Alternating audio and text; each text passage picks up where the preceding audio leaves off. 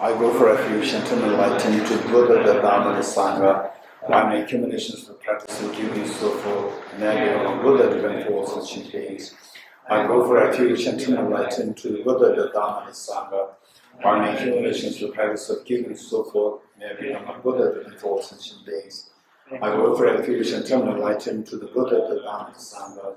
I make accumulations for the practice of giving so forth, and I become Buddha, the Four Sentient Beings.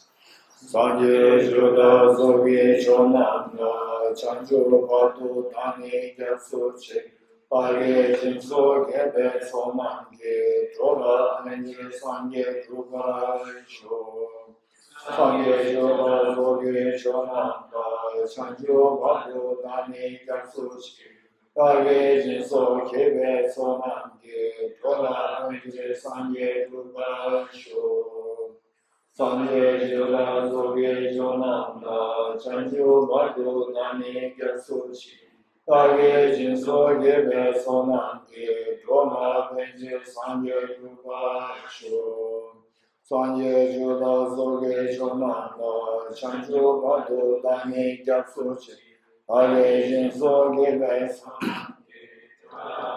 Sanje Drupa Sho Om Ye Dharma Hetu Prabhava Hetum Tesham Datagato Yavatat Tesham Chayo Nirodha Evam Vati Mahashramanaye Svaha Om Ye Dharma Hetu Prabhava Hetum Tesham Datagato Yavatat Tesham Chayo Nirodha Evam Vati Mahashramanaye Svaha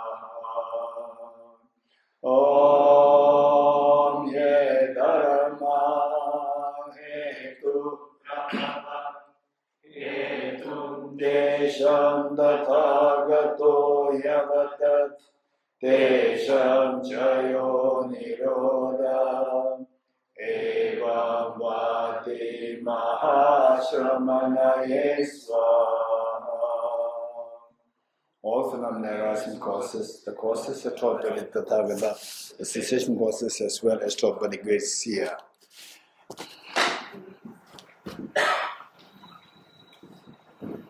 Okay.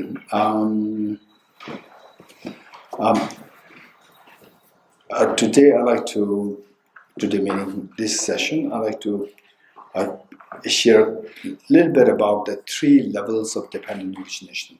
What I learned is that emptiness equals dependent origination, and dependent origination equals the middle way. Therefore, emptiness equals the middle way. This is what we formulated. And the dependent origination of His Holiness the Dalai Lama, since many years ago in his teachings, would classify dependent origination on three levels, and sometimes two levels. There's no contradiction there. So I'd like to share with you the three levels of dependent origination. The first one is known as dependent origination of the results dependence on causes. Dependent origination of the results dependence on the causes, number one. Number two is dependent origination of wholes dependence on parts. Dependent origination of the wholes, W-H-O-L-E, whole. Wholes dependence on parts, P-A-R-T-S. Dependent origination of wholes, dependence on parts. And finally, dependent origination of dependence on mere mental designation. Dependent origination of dependence on mere mental designation. The first, dependent origination of results dependence on causes. Number two, dependent origination of the wholes dependence on parts. Number two. Number three, dependent origination of dependence on mere mental designation. Mere mental designation. Three levels. Okay. You all got the three? Got three? If not, raise hands. I'll give you one. One. Okay. Okay, dependent origination of, on the results, dependence on causes. Number 2, dependent origination of the wholes, dependence on parts. W-H-O-L-E. W-H-O-L-E, whole. Wholes, dependence on parts. And number 3, dependent origination of dependence on mere mental designation. Anyone needs repetition? You got? Okay, good. These 3, they differ in subtlety, progressively become subtler. From the first through to the third, becomes subtler. Okay, let's take the example of this flower, and we see that the some things have all the 3 levels of dependent origination, and some have only 2, not 1. Okay, so here, the flower. Flower, do you agree with me that, okay, let's say that,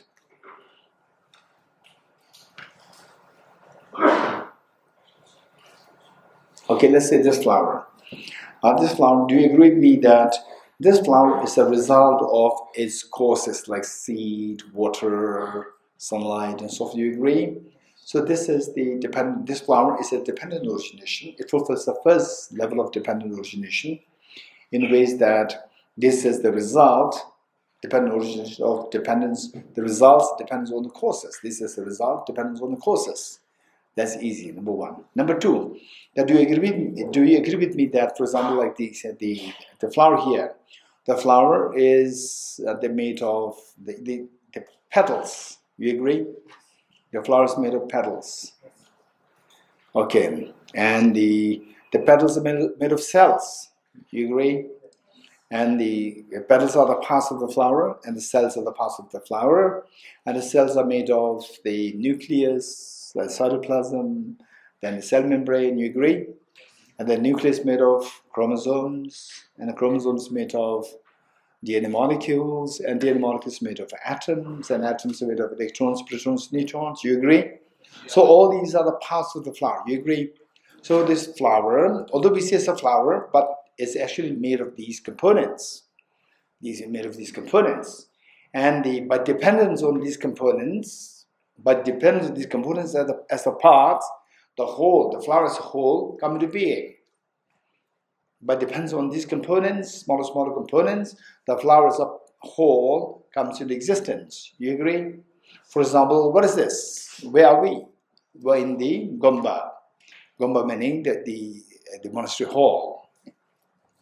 And do you agree with me that this monastery hall is nothing but composed of parts? Like the ceiling, the floor, the pillar, the walls, windows, doors. You agree?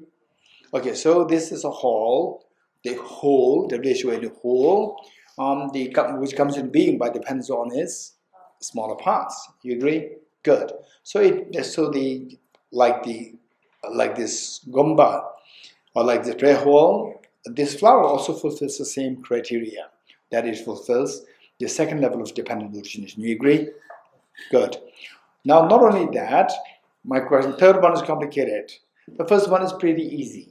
Any sensible person will agree. Okay. Yes. Then the second one is something which we know, but oftentimes we're not too aware of that. Okay, we are not too aware of that. For example, like, say, the whole world is a home. You agree? And global warming and the climate change, or let's say the pollution of the air, pollution of water, and excessive mining. So global, whether you like it or not, this is the only home that we have. This is the only home that we have, planet Earth. And we fight, we fight. This is my land, this is your land, we fight. This is okay. But this is the only home, whether you like it or not. But to destroy this home, what is in English, what do you call it, idiom or phrase or what? It says that those in glass house should not throw stones. You getting it? Those, if you live in a glass house, don't throw stones, because this glass house, this is the only house that you have. If you throw stones, it'll break the house, you'll have no house to live in. So, likewise, planet Earth, we destroy this, and we are destroying this house. Because, say, we do excessive mining, excessive deforestation, and polluting the water, then the ocean becomes polluted, and from the ocean, the water cycle recycles, and then what is recycled may not be clean water. So the whole humanity suffers. And among these, people who exploits the planet, the planet Earth, they're also part of this big sufferer. They also suffer the air level of air quality and so forth. So they say, although we say that, okay, wholes depends on parts, it looks easy. Yes, the flower is a whole, depends on its smaller parts. This gamba depends on smaller parts. But many big people, they don't know that. And we may belong to that part. Say we destroy the earth, and the earth is a whole. And this whole is this planet Earth is our whole. And then it depends on its parts. You destroy the parts, you are destroying the whole. Because the whole depends on the parts. So excessive deforestation, the water, the cycling is disrupted. And then the flood all comes. And then at one point it is predicted that there's going to be excessive drought because the glaciers, they all disappear. And then many places will suffer a drought, no water. And in some places, excess water, flood. So this we are creating it ourselves, not knowing that the whole comes into being but depends on the parts. Okay. Sorry? W-H-O-L-E. Okay. Next is a little complicated. Second one is easy, but when the greed comes, greed will blind the person from seeing the second level of dependent origination. The greed, with the money or excessive mining, and then you bribe, some politicians. And I learned that because of the greed, you want to do mining, and the place where you do the mining, the tax is so huge, it's very high tax. So therefore, you bribe the politicians and you change the border. Change the border so that it comes under the state where the tax is less. All these things are being done. When the greed is there, it blinds the person from seeing the bigger reality. Okay, so we see that, for example, an environmentalist or people who are really concerned about the world, these people should really study these concepts. Dependent origination of the results depends on the causes, the wholes depends on the parts, and finally dependent origin depends on the mere mental designation. Okay, third one is a little complicated. Third one, the same. So what is this? It's a flower. And this is a flower. Okay. This is a flower. Okay. Just raise your hands, those who have the water bottle. No, okay, not just hand. Lift the water bottle up.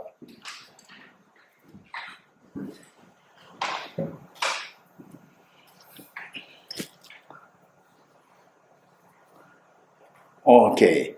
The girl here, would you mind? Yes. Give me the bottle. I'll give it back. I'll give it back to you.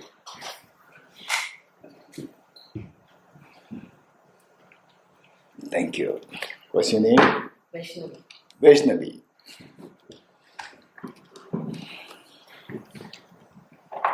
Okay, what is inside of this bottle?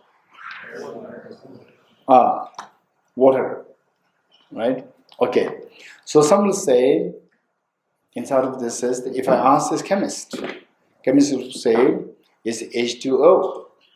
And if I ask the physicist, they will say, electrons, protons, neutrons. Right? Okay. Who's right? Both or all? All three are right. How can all three be correct? Because when you say this is water, when you're thirsty, it makes you feel like drinking. When you say this is electrons, protons, neutrons, it will not make you feel like drinking. Emotional reaction is very different. How can they all be correct with the same object? How can they be three different things which stir three different emotional states? Huh? Okay, Anka is expert. Okay, Phil, I'm sure Phil is expert. Anyone else? Anyone else? Anyone else? How come that these all three answers are correct? I would say that they most likely are not correct because that three different, how you describe water, H2O, electrons, protons, neutrons. These three descriptions, they give you three different emotional states. How come that all three are correct? Anyone? They're synonymous? How synonymous? So if they're synonymous, just as seeing this water, you feel like drinking. Seeing electrons, protons, neutrons, you should also feel like drinking, but it's not coming. Over there, your name? Dhyan. Different language, physics,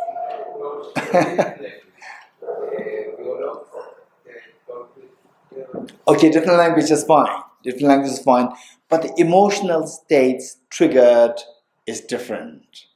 Emotional states are different. You're getting it? With the water, you feel like drinking.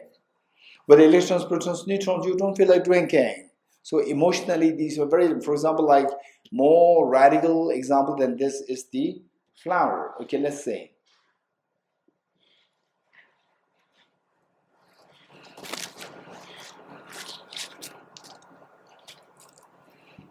Okay, let's say this flower. Okay, how many of you are fond of flowers? Raise hands. How many of you are fond of flowers? Okay, this could be very strange. There are not many people who are fond of flowers.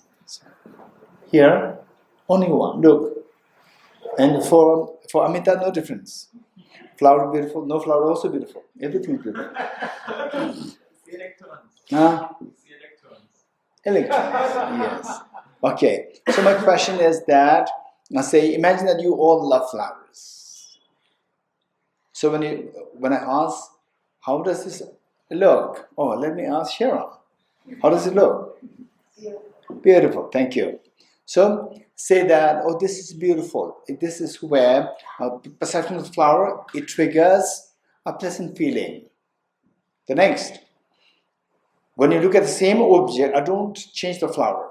With the same object, I look at it through, you look at it through electron microscope. You look at through electron microscope, and you start to see so although it looks so cute, texture, so beautiful, but under electron microscope, you see like a cracks. The petals like a cracks. What are these cracks? Like the dry mud, dry clay cracks. These cracks are actually the cell membranes, partition the cells.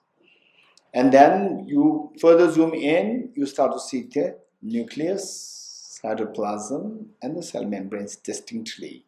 Then you further finally the fine-tuned electron microscope to see into the nucleus, you see the chromosomes. You getting it?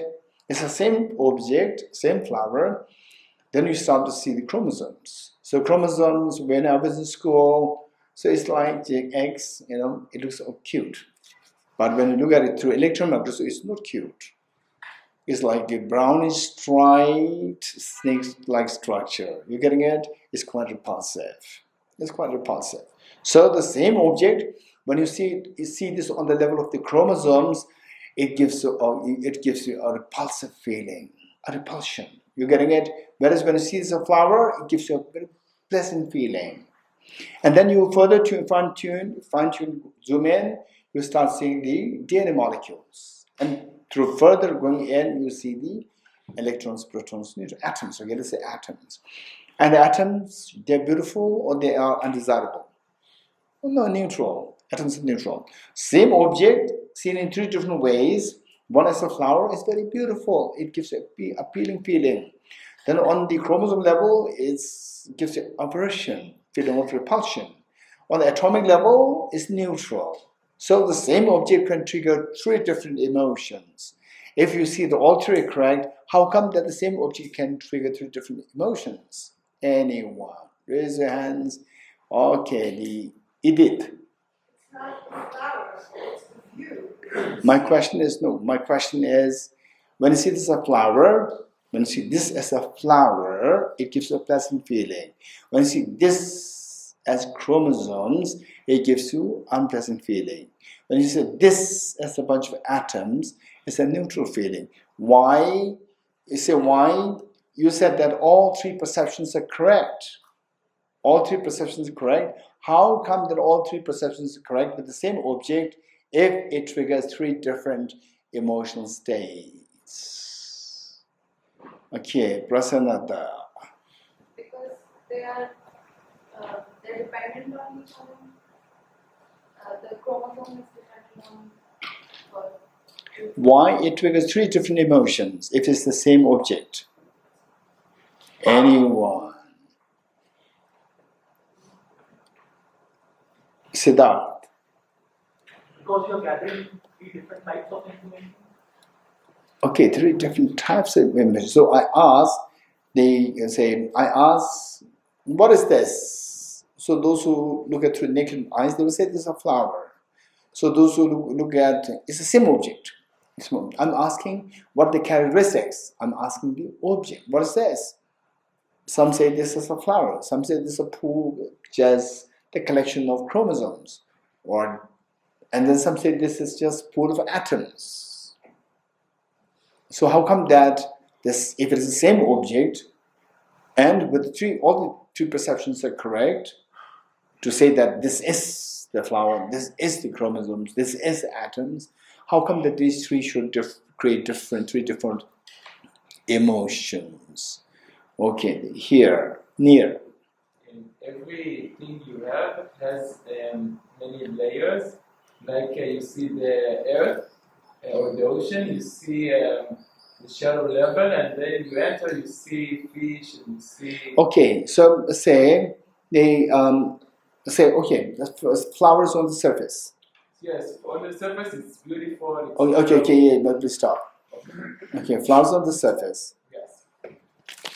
Okay, like this. Flowers on the surface, and the atoms are below, and the chromosomes are below that, and below the atoms. Inside the flower. So flowers like container. Like you have the shell, like you have the outside surface. Yes. And when you enter, we cannot see it in the eyes. Okay, it's not the layers. So because it's the same object. yeah, so it's more So if it is a layer, then it should be like this. There are 3 layers here. What you see of surface is a blue. Then behind that, below this is a brown. Below that's a green. Is this like this or? No. It's not like this. It's not layers. It's not, It's not no, layers. It's not there. So how would you describe it? More zoom in because our eyes cannot perceive. Okay, my question to you. Okay, so is there anybody who can explain it very clearly? Yes. Because of the subjective point of view. Okay, your name? Talia. Talia. Is there any other Talia? I heard Talia, 2 or 3 Talias. Only one. Okay, so Talia is saying it's purely subjective. You're getting, if it's object, then there should be only one object. The one object cannot trigger 3 different emotions. But that emotions trigger 3 different ways because there are 3 different subjective perceptions. People are saying Talia? How many agree with Talia? Resents. Okay. So now, what we deduce is, I think this is what also the idiot is also trying to say. So, say, object per se, what is the object?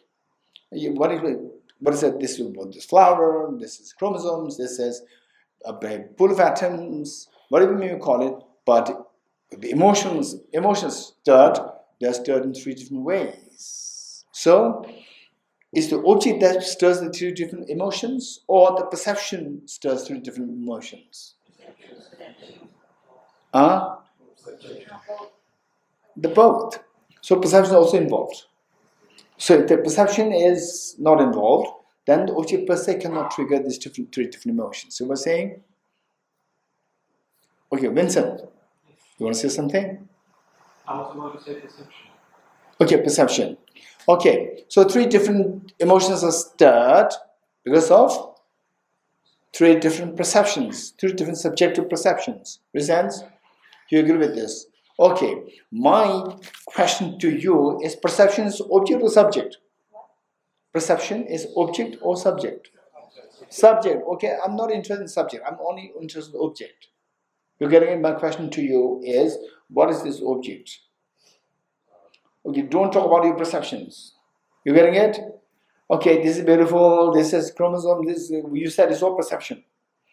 Don't talk about the perception, don't talk about the subject. I'm interested in the object. What is this object? Huh? Oh wow. Tanya gets an interest directly. What is this object? Think of this seriously.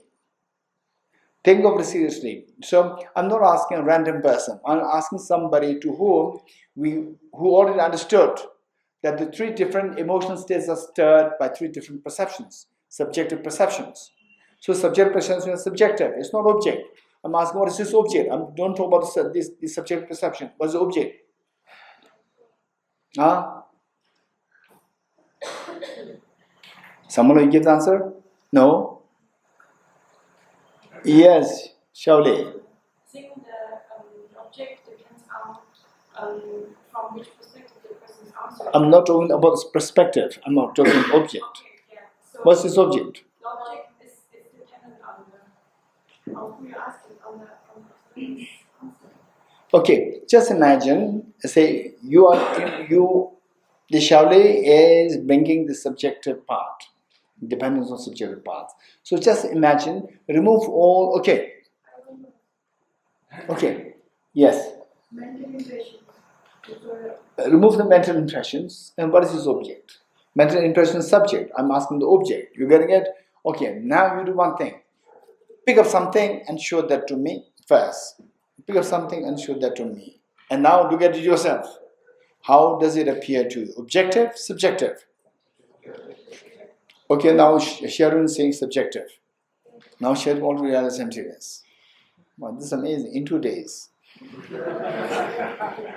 People study for 20, 30 years. Okay, tell me, Sharon, well, how does it appear? Objective, subjective? Subjective. That's amazing. Are you sure? I am sure. How do I appear? Objective, subjective? Me? Subjective? That's amazing. Are you sure? Yes. That's amazing. Okay. I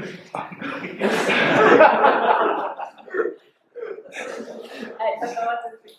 Huh? I don't know what to think. Like You're just I a don't pool know if I'm of, right, if I'm wrong. no, what Sharon is saying is that Geshe-la is just a pool of atoms, right? Yes. Okay. But you're smiling at me. Why are you smiling?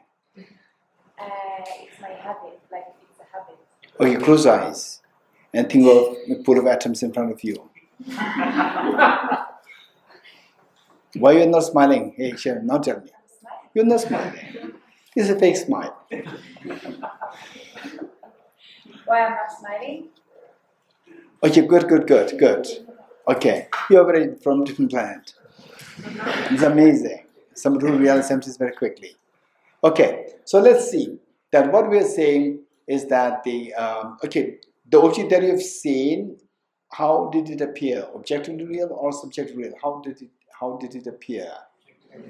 Objectively real. Okay, which means objectively real means not subjective. You're getting it? Not subjective. Now we are interested. So what we said, what the Buddha taught is that, what the Buddha taught is that everything is subjective, there's nothing objective. Now, the Buddha also taught that don't follow my words blindly. You have to check it, analyze it, and only then accept it. Otherwise, don't follow it blindly. This is what the Buddha taught. Now we have to check it. So checking it, what we said is that, looking at the object, it stirs emotions. Yes? Seeing Momo, it stirs. What? It stirs? Saliva. Very good. And it stirs hunger. It stirs attachment. And seeing the stale Momo, 1 week old momos, it stirs disgust. You getting it? So the objects when you see the object, it stirs emotion, attachment, anger, fear. These emotions are stirred when you come in contact with the object. Now what we discover is not the object per se, it's how you perceive the perception. You're getting it? We've moved a little deeper. That when you look at the flower, oh, it's so beautiful, but actually a pleasant feeling comes to you. Why? The feeling, pleasant feeling, and emotion of appreciation, attachment, whatever comes to you. So this comes not necessarily because of the flower, it's because of the perception of the flower. You agree? Perception of the beautiful flower. So now we go deeper.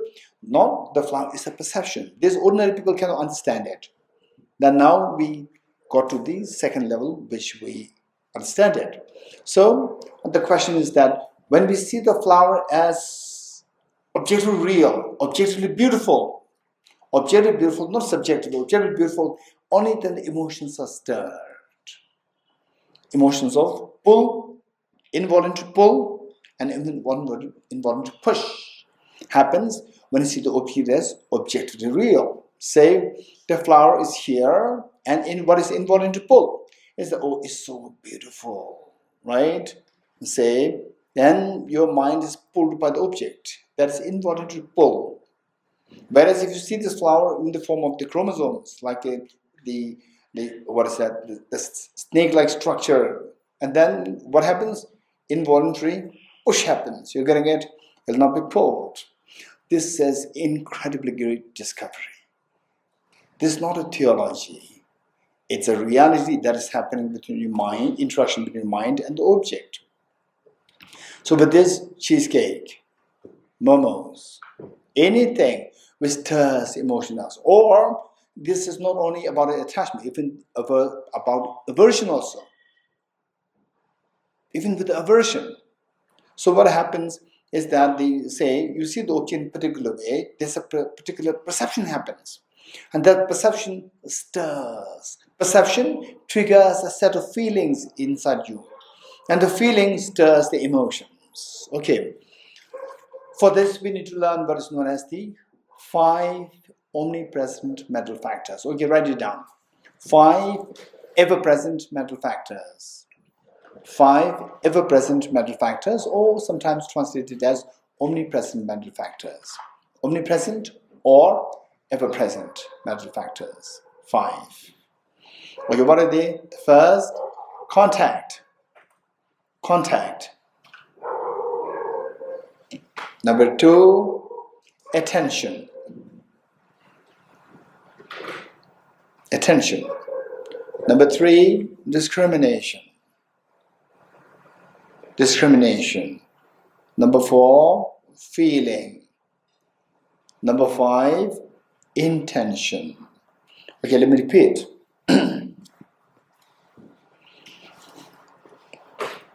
First, contact. Number 2, attention. Number 3, discrimination. Sharon. Number 4, feeling. Number 5, intention. Okay, let me explain each one of them. This is very important. If you know this, you can just you can make it like the whole day so meaningful and so joyful and full of fun, because you can keep observing your mind to like watching a movie in your own mind. That's amazing. Okay, so just imagine that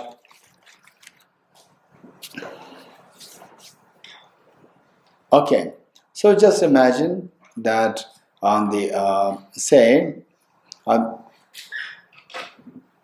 that you get up in the morning at, let's say usually get up like I'll not ask this young boy. Okay. I will ask 7 a.m. Amit, 7 a.m. Okay, Amit says 7. Let's say 7 o'clock. And one day, Amit's mother, not only Amit, each one of us, let's say we get up at 7 o'clock, 7 a.m.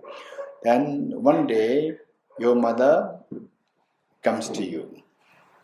Your mother at 6 o'clock opens your door and says, "Happy birthday, my daughter. Happy birthday, my son." Right? And then you are in the deep sleep because you get up only at 7 o'clock. 6 o'clock, still you are in deep sleep. So, but you hear the sound, you hear the mother's voice. And otherwise you will say that, "Mom, why you disturb my sleep?" But today she says something very different. "Happy birthday," which means, and then so you're still in deep sleep, you are seeing something, but hazy, and the mother is holding something in her hand. Huh? Holding something in her hand. I said, "Huh? Okay." And good morning, happy birthday, my son, happy birthday, my daughter, right? And say your eyes come in contact with what the mother is holding, and your ears come in contact with what your mother is saying, right? Contact. What is next? Attention. Then what will you do? What will you do? Your eyes, you are very hazy. So what do you do? Try to wake up and see what is there. You will try to rub your eyes to see what your mom is holding. You will rub your eyes. Why you are rubbing your eyes? To pay attention. Number 2, attention. Paying attention, by paying attention, you see what the mother is holding is iPhone 17 Pro Max. You're getting it? And iPhone 17 Pro Max, I don't know whether it has already come to Dharamshala, I'm not too sure. But your mother is holding that. You're getting it? iPhone 17 Pro Max. Okay, that is discrimination. You're sure of that. Then what happens? What is next?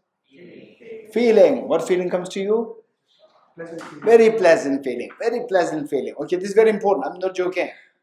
This is very important. Very important concept.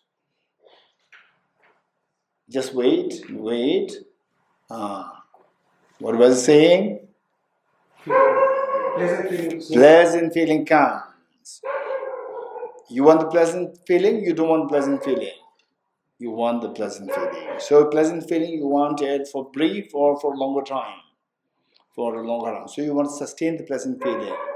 Sheila, yes? You want to sustain the pleasant feeling. Now how to sustain the pleasant feeling? By sustaining the trigger of the pleasant feeling. What is the trigger of the pleasant feeling? What the mother is holding. iPhone 17 Pro Max. You getting it? Now, how to sustain that? What is next after feeling? Intention. Intention is the one which makes your mind move, which makes the mind move, and which also makes the body move, which also makes the speech move. It makes the body, speech, and mind move. This is intention. So what happens is that your mind will give instruction to your body, your hands, to reach out to the iPhone 17 Pro Max. You're getting it? So that's the intention. Okay.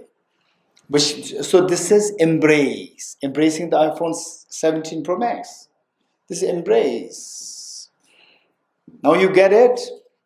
The moment it comes in your hand, it's a piece of chocolate. Piece of chocolate. You're getting it? Again, the next set of the 5 ever-present mental factors come in contact with the chocolate. Then what is next? You said chocolate mobile. You pay attention. Look at very carefully. What is next? Discrimination. It is chocolate. Then feeling pleasant. Huh? I will feel pleasant for chocolate also. But less than iPhone.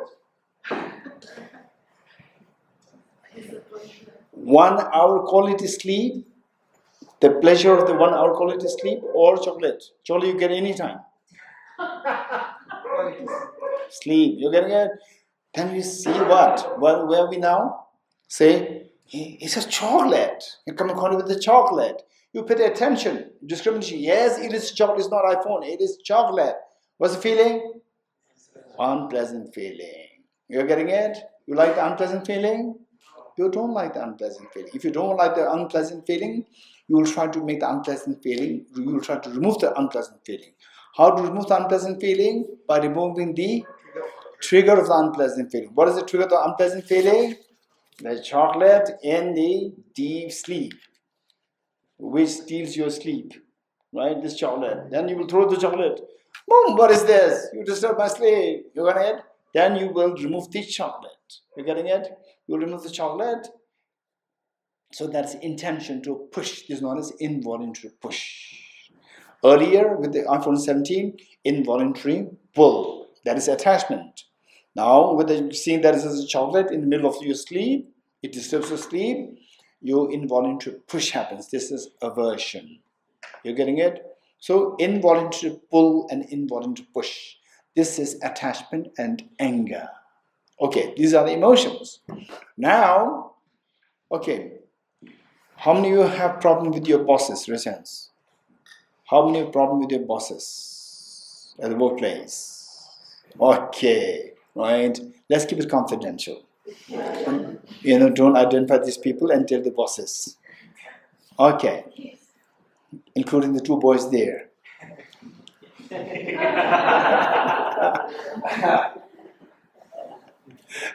Okay.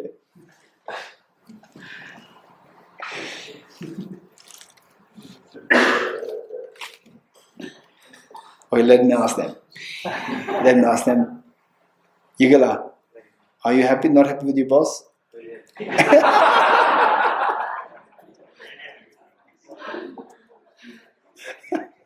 Okay. So one day, I saw a person and his friend, and the person's a little bossy, and his friend, the bossy but kind and bossy, and then he would ask the junior one to say that how am I? I'm good or bad? Very good. Serious? So you're very good. No.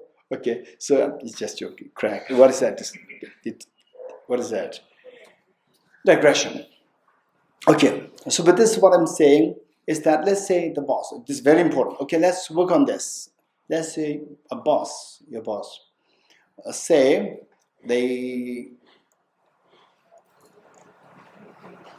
Monday morning you have to go to the office. What's the feeling like?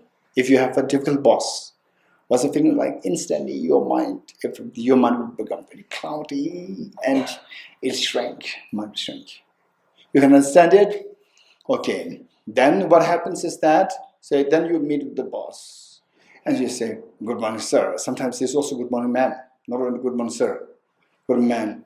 And the member does look at the clock, look at the watch, which means you are late, 5 minutes late. You're doing right? So what do you feel?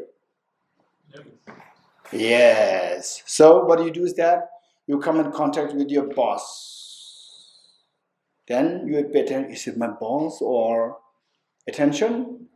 Then the next discrimination says, yes, this is my boss. And what's the feeling? Unpleasant feeling. Number 4, unpleasant feeling. You like the unpleasant feeling?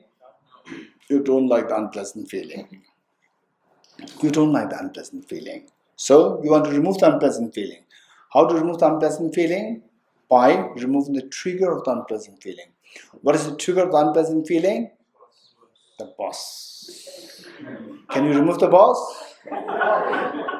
You cannot. You cannot. You getting it? Okay, listen, this is very important. Now, this is the most important part. You cannot remove the boss. But mentally, you can remove him. Mentally, you want to remove it. Physically, you cannot remove. Verbally, you cannot remove. But mentally, get out. Right? Mentally, you can say anything. Right? So, mentally, you try to resist the boss. Mentally, you resist the boss. But there's a boss there. mentally continue to resist, boss, this resistance consumes a lot of your energy. It drains your energy. You're getting it? It drains your energy. It makes you feel so low. You're getting it? And you continue to. So this is where you say this is what is known as you built up stress. Because your mind is exerting, right? Okay. So when your mind exerts, you think that no, this is the word. The energy is related to the body. The mind consumes energy is a lot. You're getting it? You'll not see that. It consumes a lot of energy.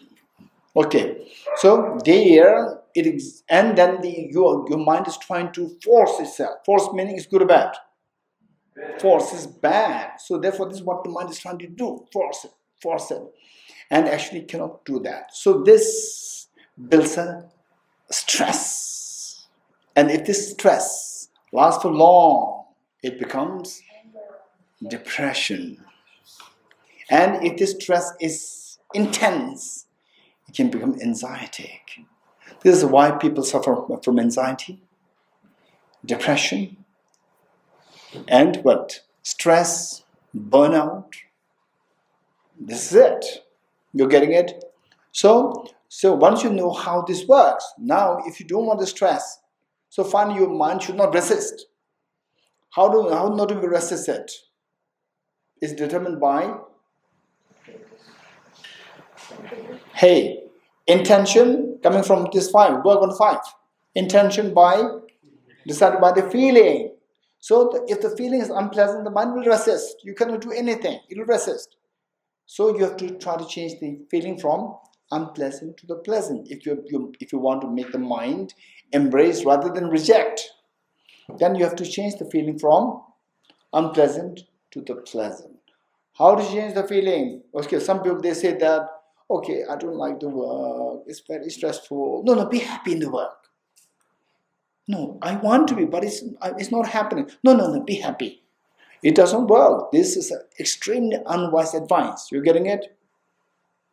Total unwise advice, right? So you lose a very near and dear one. And then, don't feel sad. No, nobody wants to be sad. But sadness is coming. No, I don't want to be sad, but it happens, sadness. No, be happy. Right? Be happy. Ciao. Right? So what is this? It doesn't help. Right? So you have to teach how to be happy. So that is, the psychology, how the mind works. This is what we taught in the Buddhist psychology. So finally, this is the opposite of the happiness is the stress. The stress is working on the level of the intention. Then this intention of stress, rejection, is happening because of the unpleasant feeling. So if you want to remove this unpleasant, if you want to remove this rejection, stress, then you have to change the feeling from unpleasant to the pleasant feeling. You change it. How to change the unpleasant to the pleasant feeling? By changing the discrimination. You're getting it? By changing the discrimination. Or discrimination from, okay, this is a nasty boss. You're getting it? This is a nasty boss. Very difficult boss. This is discrimination. You have to change this discrimination to something else. You're getting it? Something else. Something nice. Okay. So how to change it? This is the next question. How to change the discrimination? By changing what is the discrimination decided by what? By attention and contact. Look. Attention and contact with the correct information. Then complete information. Systematic information. You getting it? Same contact and attention. These the job of these two is to gather information. Correct information, complete information, and a systematic information. Instead of that, if you gather the wrong information, contact and attention with these two, if you gather the wrong information, incomplete information, and then the disorganized information, then the discrimination bound will be wrong discrimination. With the wrong discrimination, you're bound to have the unpleasant feeling. With unpleasant feeling, you are bound to have the intention to reject. You're going to stress. So therefore, the next is how to, let's say, to change this rejection to the embrace, you have to change the feeling from unpleasant to the pleasant feeling. And how to change this feeling from unpleasant to pleasant? By changing the discrimination. How to change this? It depends on what is your contact, what is the information that you come in contact, and the attention that you pay to the information. So finally, we see that the people who are smart with the proper information, complete information, and the systematic information, people who are smart, these people are known as smart. These people know how to keep themselves calm. For example, His Holiness. If we are to go through His Holiness system since 16 years old, he took charge of the whole nation under the cruel suppression of the other country, China. And yet, all the many years, he's able to maintain the calmness, cool, and make sure that his subject, the Tibetan people, they are taken care of, and meanwhile spread message of compassion to the whole world. We cannot even sustain for a single day. We'll become crazy. We'll go mad. If this is gravity of the stress that you have to carry, the way His Holiness is carrying. Why His Holiness is able to manage this is because that of the contact and attention with the correct information, complete information, and systematic information. That makes him wise to change the discrimination. That makes him to sustain the pleasant feeling. That makes him to always embrace rather than reject. You getting it? Okay, this is a psychology. This is so precious. Now with this, going back to the emptiness, what we are trying to do is that when you, let's say that this flower, say, oh, this is a beautiful flower. Tell me, this is a beautiful flower. Of the 5, where is it operating? What is the 5? Contact. What is 5? Contact, attention, discrimination, feeling, intention. Okay, so when you say, oh, this beautiful flower, where is it operating? On which level of the? This beautiful flower. This beautiful flower is operating on the Sharon. What do you think? Very good. Don't feel scared with other people saying something different. It is operating on the discrimination. Beautiful flower. You're getting it? When you say it's beautiful flower, what feeling comes? Pleasant feeling comes. Next is the pleasant feeling. Beautiful flower. So, beautiful flower because of the information. Discrimination is the beautiful flower. It is beautiful flower. So how come that you get this information, beautiful flower? Because of the attention, contact and attention with the flower, and earlier memories, early information, they all put them together. Whereas, okay, how will you agree with me? Whereas, if it so happens that the first time you see a flower, yellow flower, and that it so happens that the moment you see the flower, you get a very tragic news of the loss of your brother, sister, and so forth. Next time you see a yellow flower, it will traumatize you. You agree? Yes. So therefore, simply because I'm seeing a yellow flower doesn't mean that it will give you a pleasant feeling. Okay, so the information is decides and the discrimination, oh, beautiful flower. And then the next feeling is pleasant feeling. And you want the pleasant feeling? Sustain? Yes. How to sustain the pleasant feeling? By sustaining the trigger of the pleasant feeling. What's the trigger of the pleasant feeling? The flower. You getting it? So, what will you do? Next is the intention. Intention will try to get hold of the flower, the trigger of the pleasant feeling. So, that is the embrace. Embrace is healing. Overall speaking, embrace is healing. Rejection is stressful. Rejection consumes your energy. Now, rejection of the bad thing is healing. Embracing bad thing is poison. Don't forget it. So, with respect to people, in other words, when you reject you reject, and the overall picture, you feel better. That is precious. You reject overall picture, your energy drains. That is not healthy. So these are things that we need to remember. So with this, now let's say that somebody says somebody doesn't like the flower. So what is this? A flower. You like it? No. Right? What's happening on the discrimination level? This is not a beautiful flower. And feeling level, unpleasant feeling comes. And the intention rejects. You're getting it? Rejects. Now, say that that you want to make the intention to embrace this. How to make it embrace? By changing the. Okay, now tell me how to change it. You are rejecting this flower. Now, if you want to say no, don't reject it. It's beautiful. How to make you embrace this flower?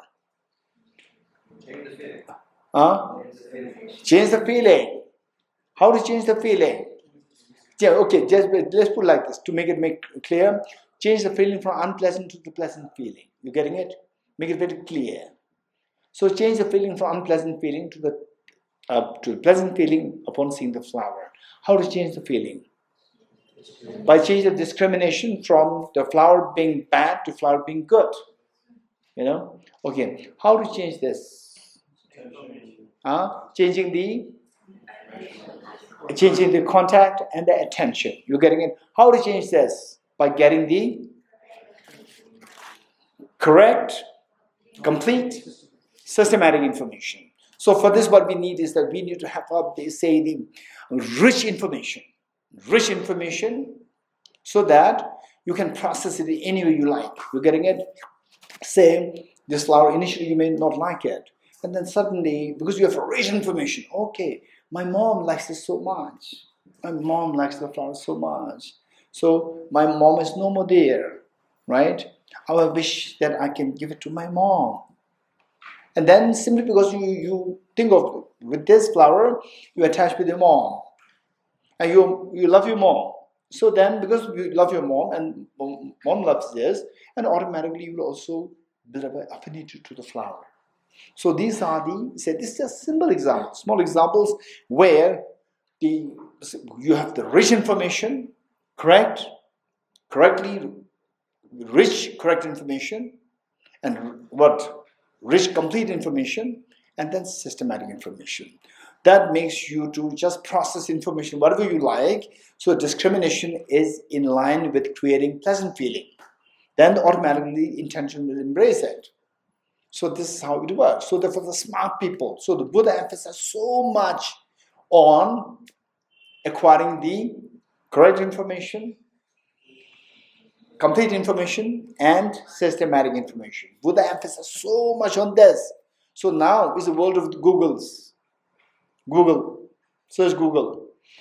There's explosion of information. But it's entirely up to the individual. You, me, individual. So during my time, I remember during my time, which means it's not far away, it's like 20 years ago. Not even 20, 17, 18 years ago. There, so say for example, when I was translating for His Holiness the Dalai Lama, so even the English words that I have to double check that it is pronounced correctly. So for that, we do not have these mobiles which can do multitask. No, we don't have that. So I have to buy a separate electronic dictionary. And in the past, when say the 30 years ago, even these were also not there. 30 or 40 years ago, you have to really go for the fat book dictionary. You have to carry this wherever you go. You're getting it? So now it's so easy. So with this small gadget, you have the billions of information that the world has. Everything's there. But this information doesn't guarantee it's the correct information. If you know how to check the correct information, you can get all the good information there. You will also see all the bad information there. You're getting it? It's up to your own discretion. So the thing is, you should be smart enough. We should be smart enough. You, me, should be smart enough to pick up the correct information, rich information, richly correct and complete and systematic. This is very important. So therefore the Buddha said, even though you have beautiful eyes, but without the light, you cannot see the world. Let me repeat it. Even if you have the beautiful eyes, bright eyes, but without the light, you cannot see the world.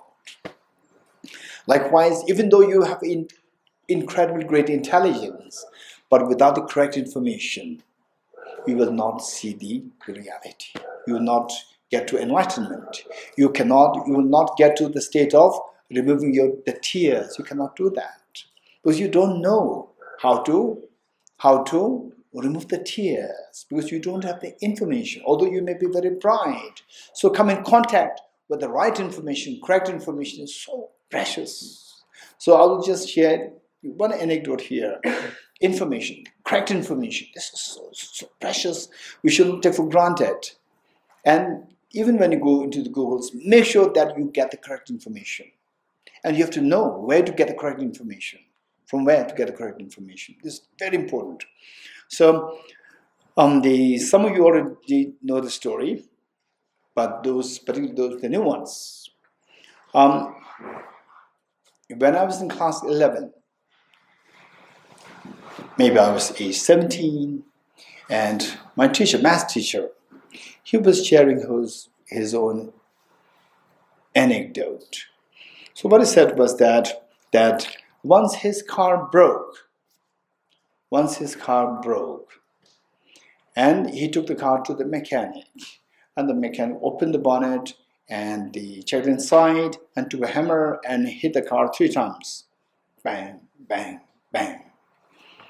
And then he started the car. The car started so perfectly well. And then my teacher asked the mechanic, "Sir, how much should I pay?" And the mechanic said, $300. Is there anybody from America? Scott? It's reasonable price?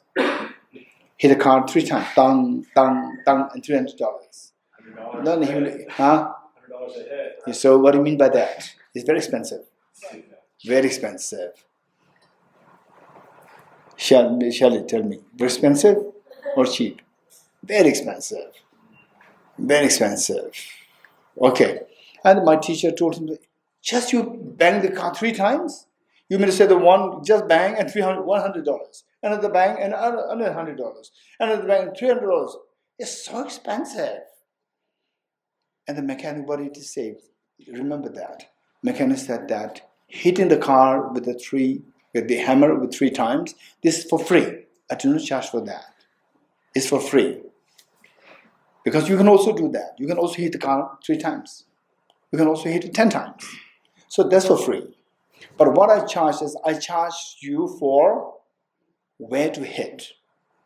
You don't know where to hit. I know where to hit. I learned from my supervisors. So I charge for that. I do not charge for the hitting. Hitting is free. You're getting it? So what message did you get? Knowledge, the information, the correct information. But you just hit the car. You hit the car in the wrong way and the car will be damaged even more. So the correct information. You're getting it? This is so precious, so precious. So therefore the metaphor the Buddha gave is that even if you have bright eyes, but without the light, you cannot see anything.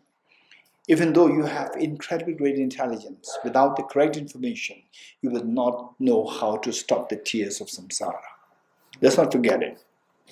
Okay, so with this in mind, we are talking about, okay, now with this, what I'm saying is that, say, you are looking at this object through electron microscope. Now, on the atomic level, what do you see? You see a pool of atoms. How many agree with me, Rishans? You see a pool of atoms. Do you see flower? You don't see flower. You see a pool of atoms. Okay. Now, remove the electron microscope. What do you see? You see a flower. You're getting it? You see a flower. So now tell me, now go back to the electron microscope. You see the pool of atoms. I asked you, earlier you saw the flower. Now you don't. Now there's no flower there. Where is that flower which you earlier saw? Where is the flower? Which answer? Where is the flower? It's not here. Here you are just a pool of atoms, no flower. Where is the flower? Tell me. Over there. Kausha there. You see through your eye, that's a flower, because if you see through a microscope, you're just No, so where is that flower? Where is the flower? Vincent. Ah, there's no flower. There's no Vincent. There's no Vincent answering. It's in the microscope. Ah, it's a microscope. So when you take out the microscope, the flower goes in the microscope. Tadia. Okay, where's the flower? Over there.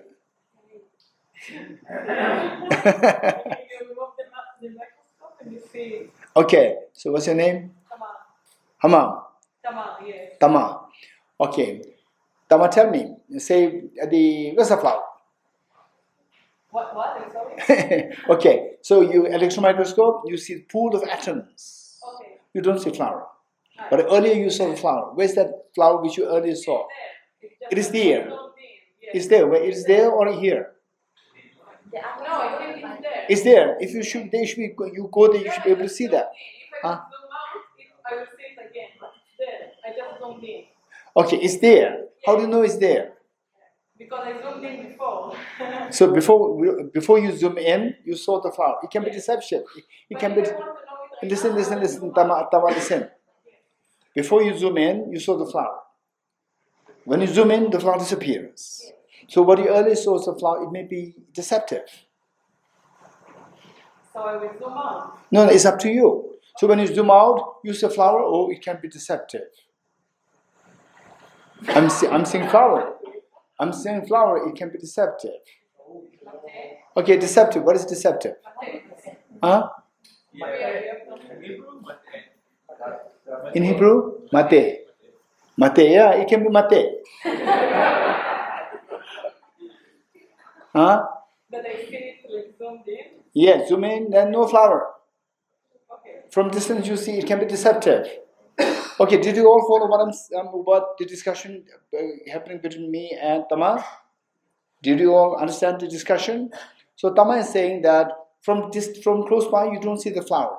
From distance you see the flower. You're getting it? And I'm saying that from distance what you see can be deceptive. This is what I'm saying. You're getting it? Okay, let's say that the in your office there's a position there. There's a position there, and you want a good person there in that position, a good person. And you want to know what the person's like. There's few candidates. Person A, candidate A. There are few people, say, they're your friends who know about this person A. And you check with your friends, how's person A, and there's one friend who knows the person A only from this retreat, right? You met the other person A in this retreat, which means we're together just for like 8 days. And then there's another person, your friend, who knows the person A for the last 20 years. And if you want to get, and those two, your friend from the retreat and the friend who knows the person A for 20 years, these two, when you ask for the information of the person A, these two give two different information. Who will you trust more? Person B. Why not A? Less information. Deception. Because the person A's information is not too reliable, because the person A knows person A. Sorry, your friend, person A from the retreat knows this candidate only for a very brief time. Very shallow understanding, doesn't know the person too closely. You getting it? So whereas your person B friend, he knows the person A, but this candidate for 20 years, know the person A in and out, inside out, so well. So from this, if the two information they contradict, then you trust the person who knows the person more closely. Likewise, electron microscope, seeing this object more closely, or you from distance, zoom out, see the flower more closely. Which of the two perceptions see the flower more closely? Electron microscope or zooming out? Tama. I'm sorry, I wasn't focused. Electron microscope.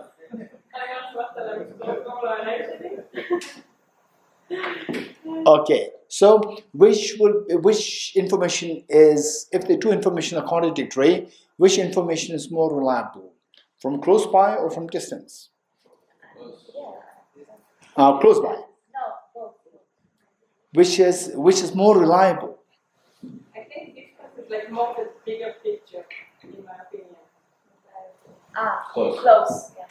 Because if you like take a look from outside and you see this is a flower, you can know, like if you know flowers or if you know this flower specifically. Okay, so what Tama is saying is, again, is very sensible. Tama is saying that close by you don't see the whole picture. From distance you feel the whole picture.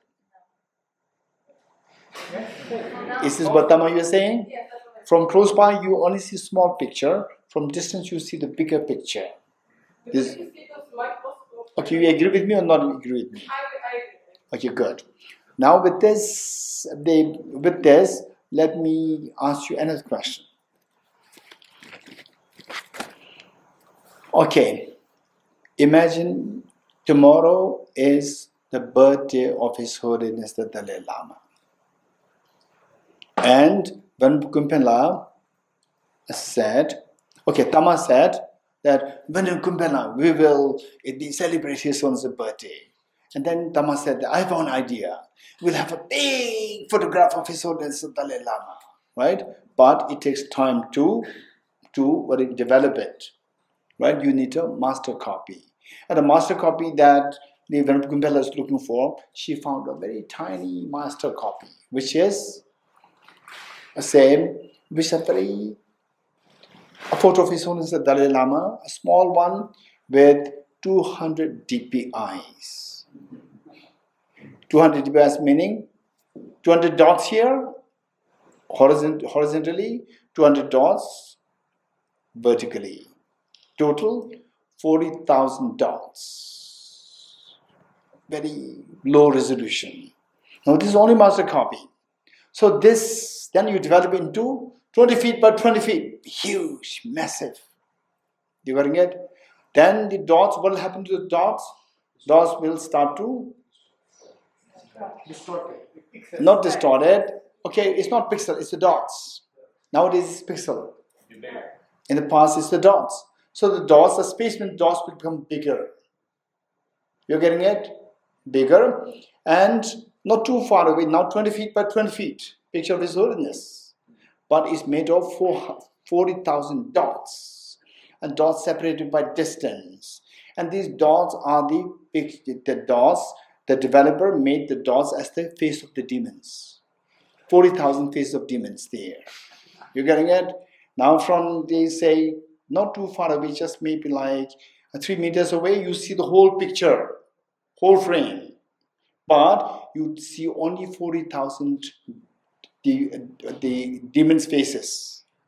You don't see His Holiness the Dhamma's faces. You're getting it? You are seeing complete, not seeing a part. So with the electron microscope, only a small thing. But here you are seeing complete, but you're not seeing the picture of His Holiness the Dalai Lama. If you go 1 kilometer away, you will see a beautiful picture of His Holiness. You're getting it? Yes. So now from 1 kilometer away, when you're coming to the Tushita, from distance you say, there's a beautiful picture of His Holiness. Come here, you see 40,000 demons' faces. Getting it? Now tell me, which is more reliable? The one that you saw from distance or one you saw from nearby? Which is more reliable? Huh? Okay, so now say Tamashi understood what I'm saying.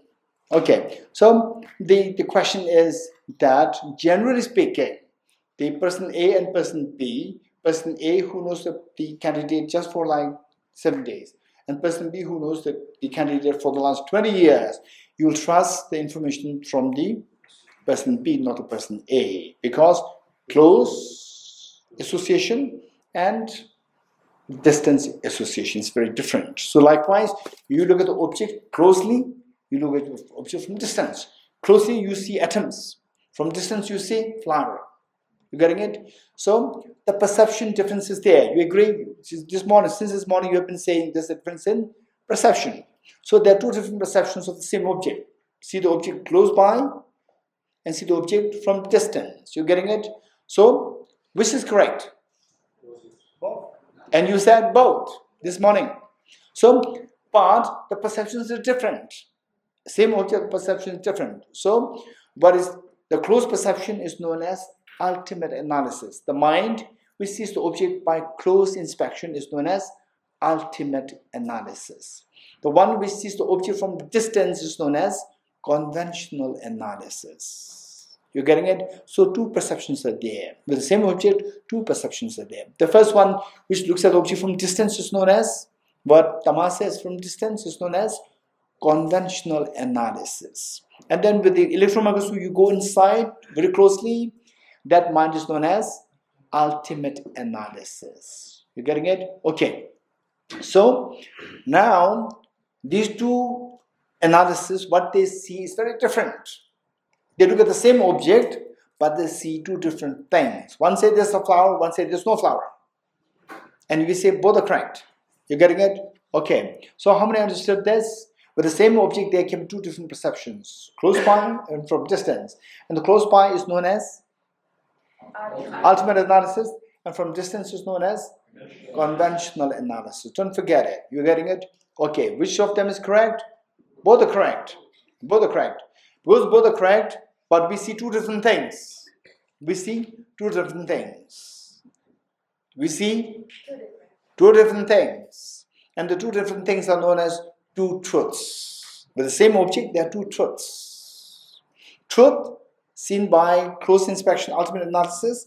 Truth seen by the conventional analysis. So the same object, how you see the same object by the ultimate analysis known as ultimate truth.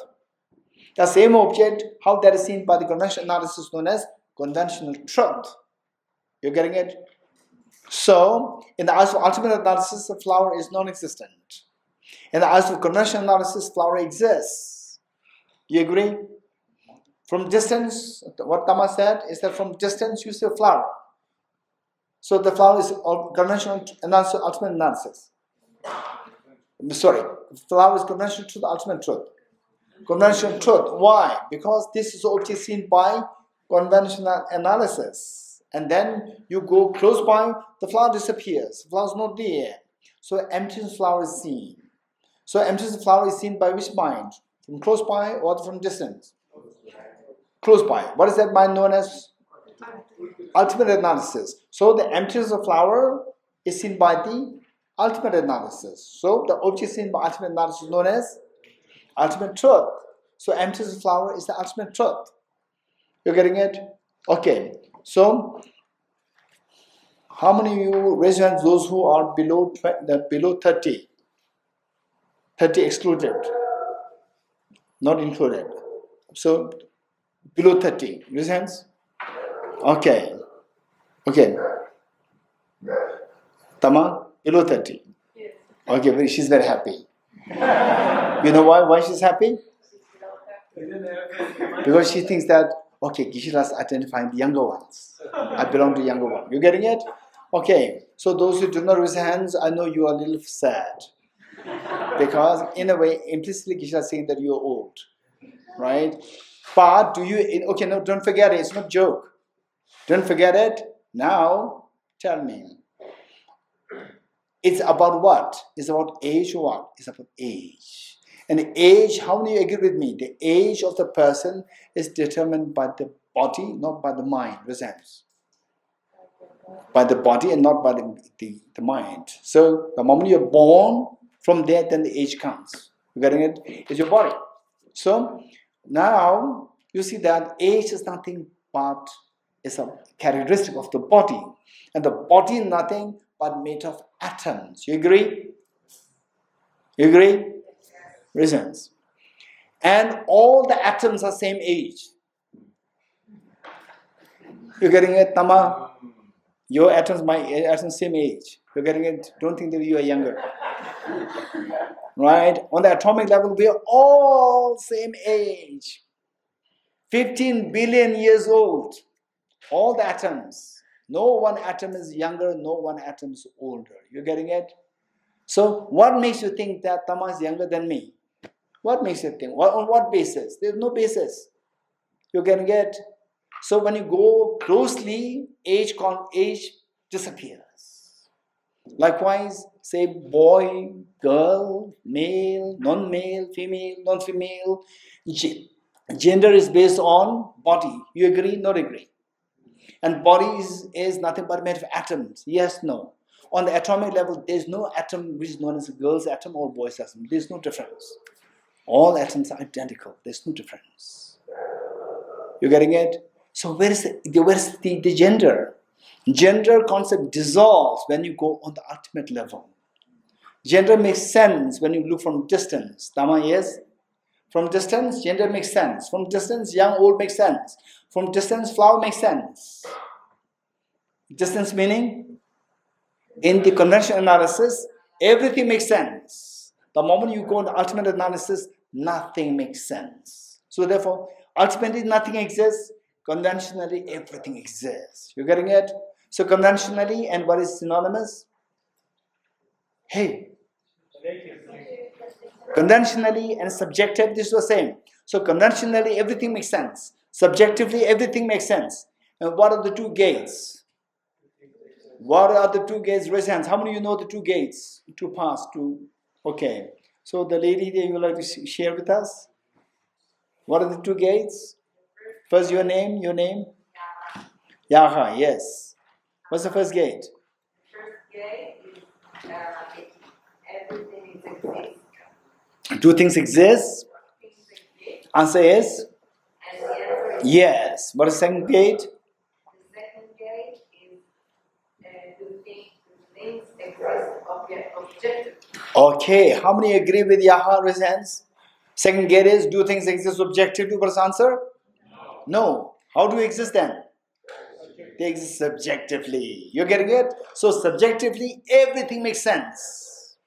Objectively, nothing makes sense. Objectively, nothing exists. You're getting it? Subjectively, everything makes sense. For example, like your gender, your age, flower, the food that we eat.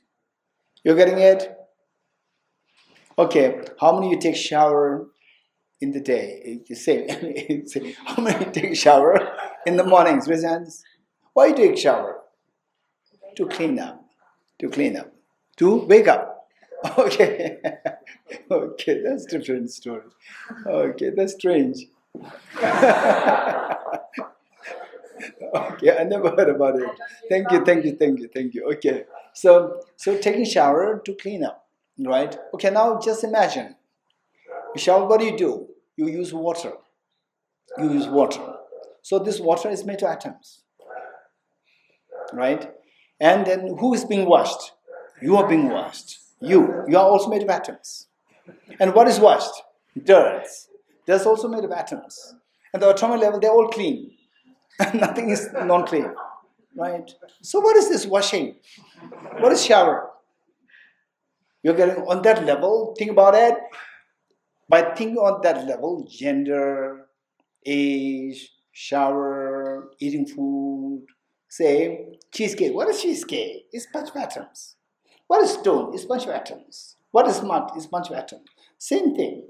Same. On the atomic, there's no difference. You're getting it? But from distance, one is cheesecake, one is stone. But on the atomic level, there's no stone, there's no the cheesecake. By thinking about this, if you mentally feel a little disturbed, you are very fortunate. Anybody who feels mentally a little disturbed, you're getting it? Whole concept of the functionality of the world. So on that level, nothing's really there as a gender, as a young, old, and so forth. It's just illusion. Illusion coming from, seen from distance. from nearby, there's nothing there as these. So therefore, things, Momo is so beautiful, the flower is so beautiful. It's just, when you look at the flower, how does it appear? Objectively or subjectively? Objectively. It appears objectively. You look at the gender, you look at the age, how do they appear? Objectively, subjectively? Objectively. That stirs the emotions. The moment you see why there's a tinge of fear coming, is a disturbance coming, when you see that it's objectively empty, little disturbance coming, because that our belief that things, young, old, gender, so forth, this is objectively, it dissolves. Then it challenges your belief that things should exist objectively. That is challenged. Then what happens is that, your mind will instantly feel the calmness. This movement will instantly stop. Because the movement is happening where? On the intention level of the 5. Intention level. You're getting it? On the intention level. And the feelings, pleasant feeling, unpleasant feelings, contaminated pleasant feeling, unpleasant feeling, they trigger the intention. Intention, involuntary pull, involuntary push. Because of the discrimination, seeing things objectively real. Now discrimination, nothing is objectively real, enter objective reality, instant the feeling, contaminated feeling stops. Then involuntary pull and push stops. Your mind will find the rest. This is the absolute peace. You getting it? Okay, this is so precious. So, for example, let's say that,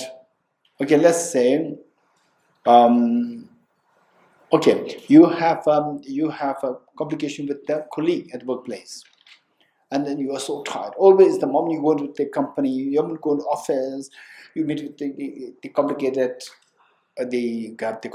colleague, and you feel mentally so stressed, and you say, no, I want free time. I want to give myself the space and time. I'll go to Tushita for 10 days, so I cannot see that person, right? And then you sign up for Tushita, right? And then you reach Tushita. What do you do? What is this heart? So that I'll not, come in contact. I'll not have the contact. No attention, no discrimination, holiday. So therefore, feeling rest, very peaceful, no disturbance, feeling, and the intention will not reject, will be. And then you say you're in the Gomba, right? You're in the Gomba, meditating, very peaceful. And your friend also comes, no friend, your colleague comes by. Colleague was also fed up with you. also reached the holiday, right? Signed up, and he also happened to come to sign up Tushita. And your colleague comes by, and you are in the corner, right? Your colleague did not see you, but you saw. Your mind first says, then your colleague passes by, he did not see you. Passes by, then your heart starts palpitate. Dick, dick, dick, dick. Your heart starts to move. Your heart starts to move. What is this movement? Who made this movement? Because of your mind, your heart is moving because of this subtle. Your heart is the gross body. This gross body moves because of the subtle body movement. Subtle body moves because of this your mind movement. Mind moves by what?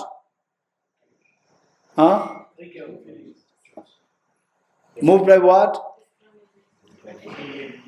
What is that movement? Intention. Yes, Carl. Intention. That intention makes the mind move.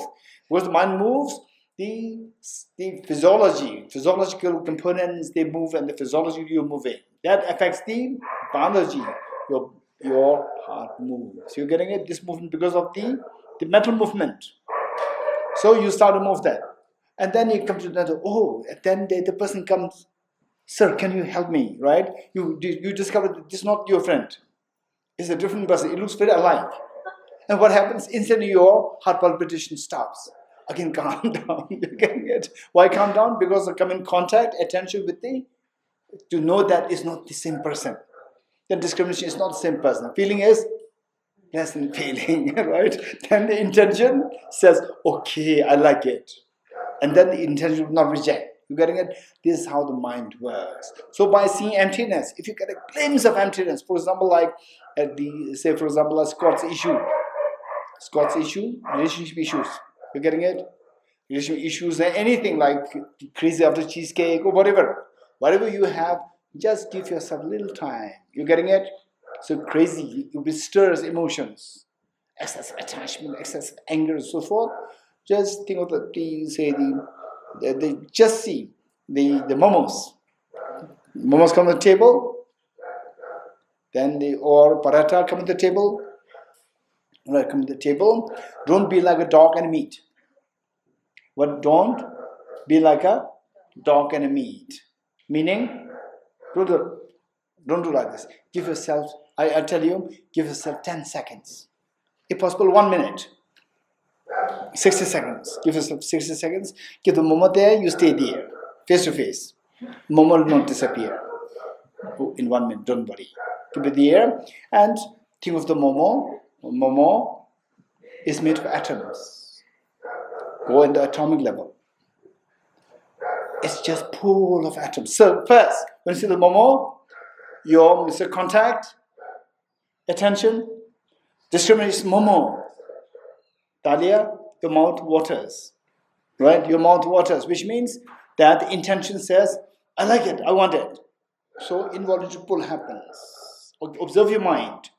Observe your mind, what your mind is, how the mind is behaving. You'll see that your mind is being pulled by the momo. So you're getting it? You can see that your mind is, you become like restless. I want to have it right now. I want to have it right now. You feel the restlessness. It happens. Okay, give yourself 1 minute or so. Okay. He said, Dorji said, just 1 minute. 1 minute, just say, don't touch it. Just keep it there. The thing of after observing yourself so well, how the mind behaves. Then you think of the atoms. Just say first, this momo is nothing but the outer cover, and the inside what? Is the stuffing. Veg momo, right? Okay, veg momos. Okay, so those people who are non-veg, it's very boring veg momos, right? Okay, let's say non-veg, veg, whatever you're crazy after. Then you think of it's just outer cover, outer shell, which is like dough. And inside is made of, say, the meat and mixed with onion and so forth. You try to dissect them slowly, don't jump to the atoms. Dissect them slowly. So these are made of, say, these cells, dead cells. Dead cells are made of, again, the chromosomes and so forth. And then gradually go to the atoms. Okay, now look at the atoms. And when you start to see just pool of atoms, see how the mind behaves. Look, mind's behavior, intention. Intention makes the mind move or stop. So just observe your mind, how the mind is behaving. Instantly, believe it or not, you see that mind, you feel the calmness. Earlier, the mind is moving like this, jumping like this. Now, seeing there's just a pool of atoms, your mind will retract, will calm down. You can feel that. You getting it? If you feel that, it's a proof that this is how mind works. And we can manage our emotions. And then if you continue to see the reality, what I'm seeing is the momo is just illusion that I'm creating by the conventional analysis. It's an illusion that I'm creating. It's a deceptive, conventional, dependent, subjective, deceptive, they all mean the same. It's a deceptive perception. When it says deceptive, instead your mind calms down. That calmness and excitement of the momo, these two are very different. Excitement momo is tainted by involuntary pull, whereas the calmness is so pure.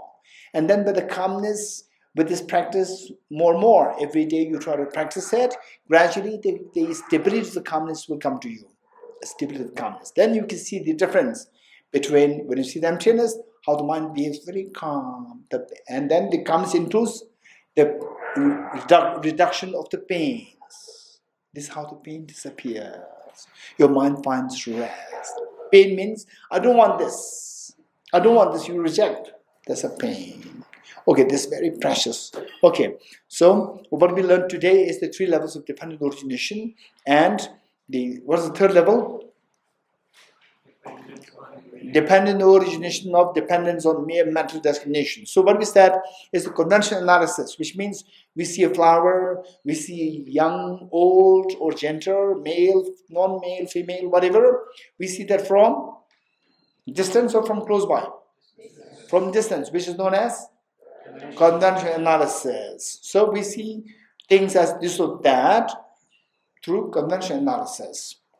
So that conventional analysis means purely how your mind is seeing it, not the object. From the distance you are seeing this. So that if this mind is not there, if the conventional analysis is not there, you're not going to see the flower, cheesecake, and so forth. Do you agree? So the flower is dependent on the conventional analysis, the mind. So dependent on the mere mental designation. You getting it? Okay, good. So okay, then tomorrow we will discuss on the 4 essentials to establish emptiness. And then we jump to Bodhichitta. Okay, 1 or 2 questions if you have. Yes, Scott. Practical question about like when it would come to relationships, how you could apply this? Would you literally just zoom into the atoms of somebody's face? Like how would you do it? Okay. So when you're angry with her or when you're attached to her? I'm sorry, one more time? When you're angry or when you're attached? Aversion. Aversion, okay. Okay, aversion. With aversion conventional level or ultimate level? Well, the conventional level. Okay. So conventionally, yes, problems are there. It can be your problem or it can be her problem. We never know. Right. If it's your problem, fix it conventionally. Ultimately, there's no problem to be solved. Okay, next question.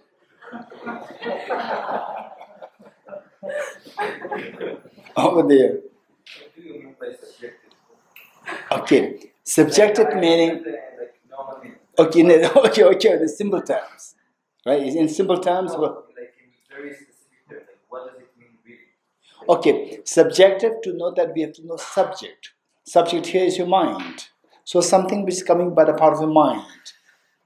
Something, for example, let's say, how many of you have watched a movie in a movie theater? How many of you watched a movie in a movie theater? Okay, say you are watching, imagine you're watching a movie here, watching a movie here, in a movie theater. And tell me, where is the movie? Movie is on the screen. Where is it coming from? From the projector. Where's the projector? Behind you. Very good. How many agree with Yuval? Okay, later on, after maybe like 10 years, 20 years, 30 years, then even the projector that we have behind you, that may become obsolete, right? Then everything will come on screen directly without the need of the projector later on. So at the moment, there are some of them.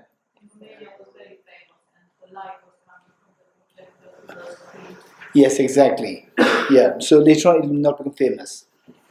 Later on it will disappear. It will go into museum. Yeah. Okay, so what I'm saying is that you're watching a movie in the movie theater and the movie is on the screen here. And you are watching the movie and the projector is behind you, as you will said. Okay, so now the movie is on the screen, it's not from the screen.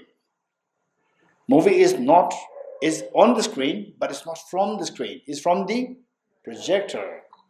It's from the projector. You getting it? And your mind is like the projector. Your mind is like the projector. For example, let's say, how do you know the movie is coming from the projector? The moment the projector stops, the movement of the screen starts. So the movie is coming from the projector. It's not from the projector. It's not from the screen. It is on the screen, not from the screen. You getting it? So subjective meaning the things existing from the part of the subject, like the projector. Okay, this is the meaning of subjective. Yes, you are? So, like, what is serving by that for me? This makes everything dependent on my mind. Yes. So, if I cease to exist, everything dissolves. Okay, this is a good question. You want to say, if everything is dependent on my mind, the moment I cease to exist, everything will dissolve. Yes, no? Subjective way, yeah. Everything dissolves. So the moment the you-all disappears, Sharon disappears. In a subjective way, yes. Okay, that's interesting. Okay. Specific projector, no? Sorry? This specific projector will stop to exist, but like. Wow. Tama is smart. Tama is saying that there are many projectors. You are not the only projector. Your projector stops, but other projectors still working. Right? That's amazing. Thank you, Tama, saving me. Okay, last question. Over there. In film, in the theater, if we open the doors, the projector is on, so No one person. No person there. no, Then there are audience. And audience is there. The projector works on. Yes. And all of a sudden, light is on. No film, nothing on the screen. Yes. That's reality. Yes. How can we place such a metaphor in our mind? So say like, okay, your name? Ziv. Let's say the Ziv, say your mind is a projector. And then the light shuts down and your projector stops. Yes? That's another case. Okay, so your projector stops and the movie for you stops. But other people, their movie is still operating. No, Okay. This happened in a way many times when we watched the movie. The projector stops, so the screen was. it's like blurred. Blur. Blurred, non-stop, but he says that when there is light, so the movie is not stopping, it's like blurring. Like you see the correct information, in my opinion. Like you see it's just an illusion, and you see what there is. You must have dark in order to see the thing, right? Yes, I agree with you. Yes. All of a sudden, light comes up. Ah. Then? Then there is no, the effectivity of the projector is zero. Is there, is operating, but the movie is not too clear. Yes. So that is when you go for the LSD. When you take the LSD, the light is up. Oh wow, the whole world. And then you see everything so blurry. Your projector becomes blurry. Yes? Yeah, with the LSD, then the light comes. Suddenly light comes. Wow, Sharon, you are a Buddha. You are Aryatara. Right? Talia, you are Aryatara. I'm also Aryatara. These things happen. It becomes blurry. Okay, next question. Yes. Thinking about a little bit different subject, but so like when we have appetite, when we feel hungry, we wait for 10 seconds for the food, right? So that means we are able to control our appetite a little bit.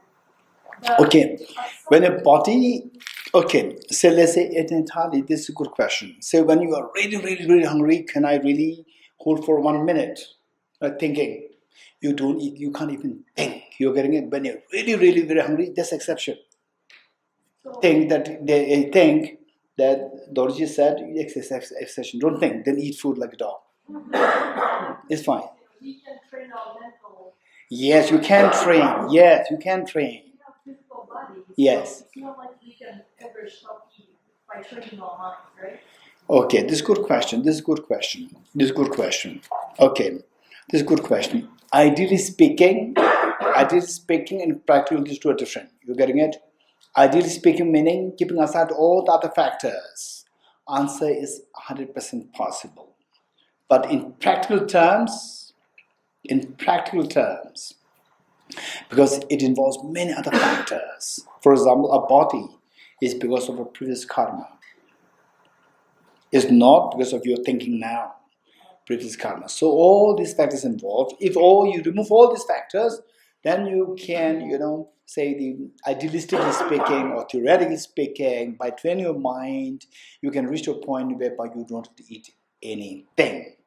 And that is what is known as the food of the meditation, food of the sleep, material food. there are various foods indicated. You're getting it? Foods of the meditation means some people, they can survive without eating anything, just by meditation, that survives the body. Yeah. Did it actually happen in the past? Of course. There's what is known as, for example, like some teachers. There's one teacher by the name of Gelem Rinpa in Tibet. One very famous Gelem Rinpa in India was there. One in Tibet, he was imprisoned by the Chinese with no food at all. And after a month or 2 months, he was just meditating, very calm, peaceful, and Chinese, they were so amazed.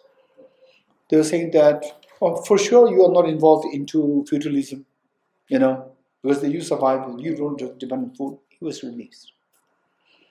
Yeah. Okay. Yes.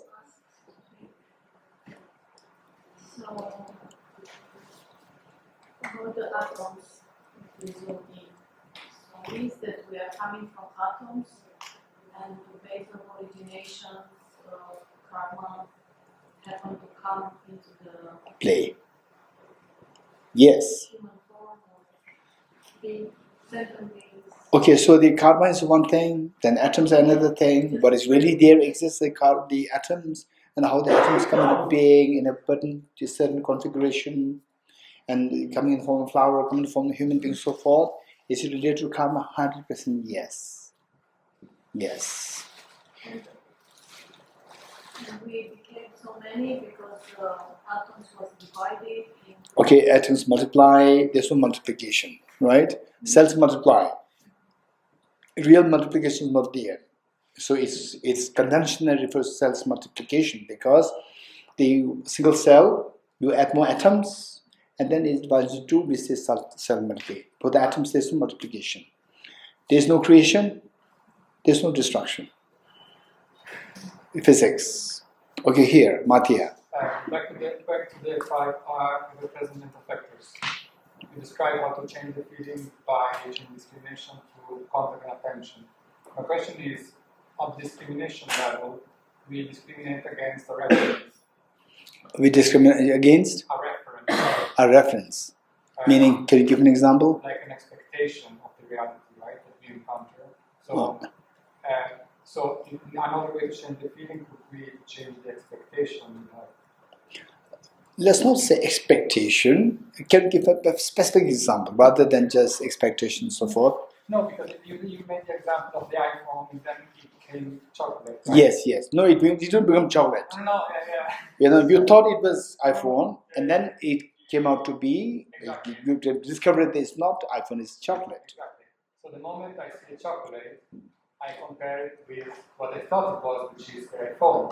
Right? Yes. So that expectation, where in the 5 is... Okay, you expected it should be iPhone. Now it's chocolate. Yes. And so that's my reference point, right?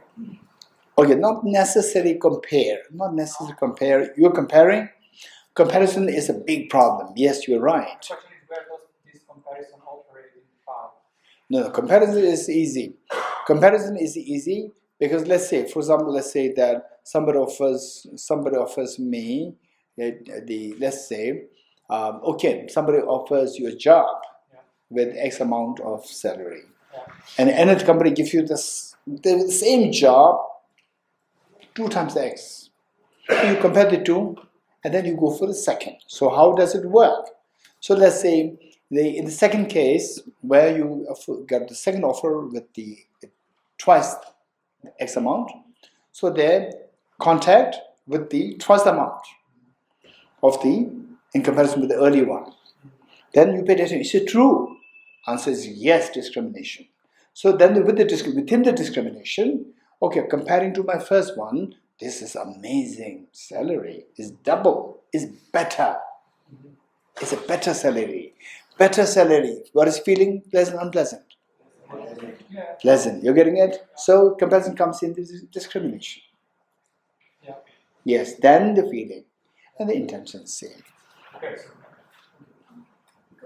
Here. How do we apply this ultimate analysis and commercial analysis to the problem of taking decisions? Okay, problem taking decisions. What kind of decisions?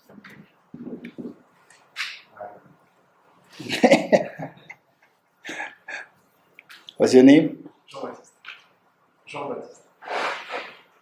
Jean-Baptiste. Joe?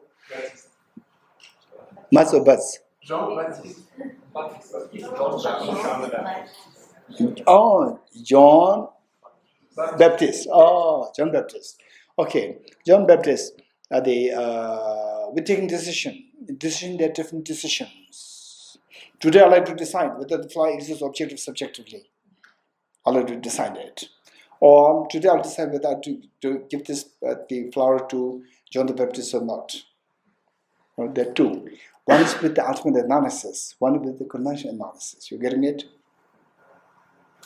So first one, I like to check whether the flower exists objective subjectively, which means I want to see whether the flower exists objectively subjectively. It appears as objectively real, but I want to check it.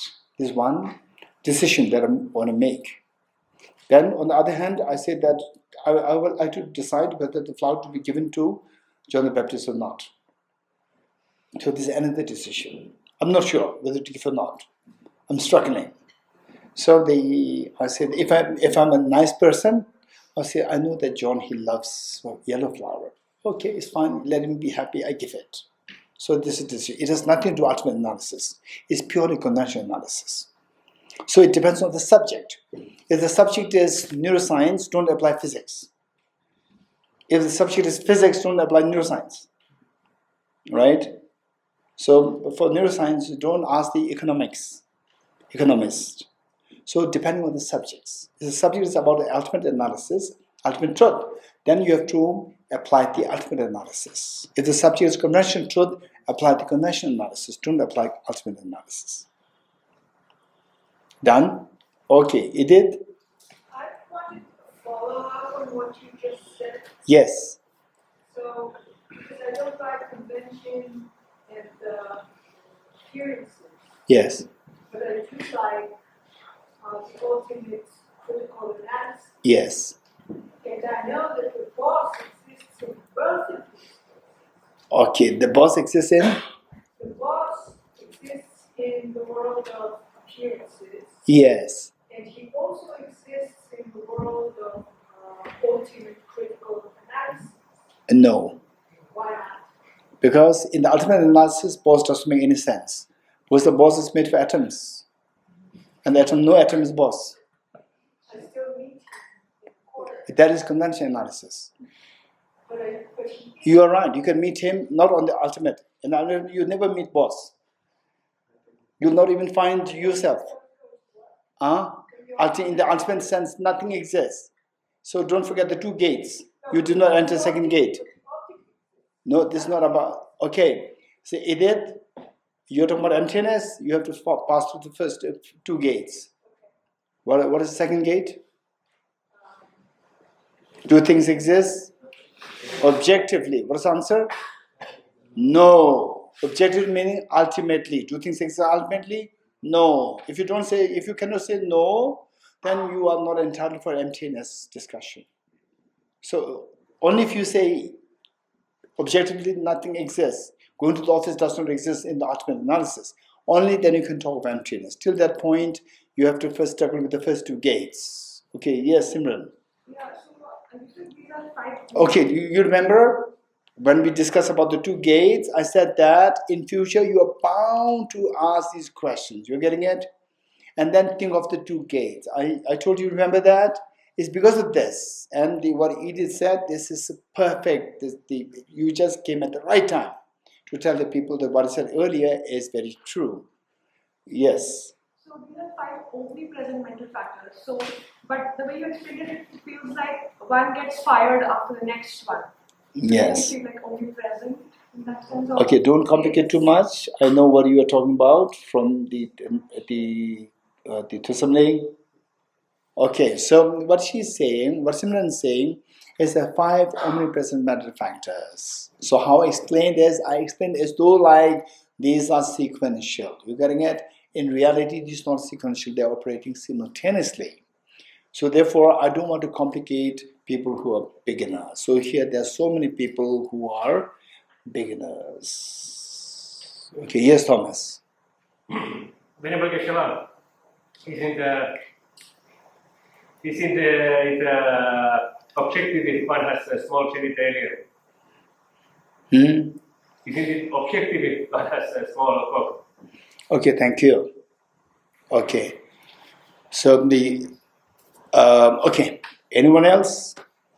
So this is why I don't entertain Thomas' questions, because that there's a little problem.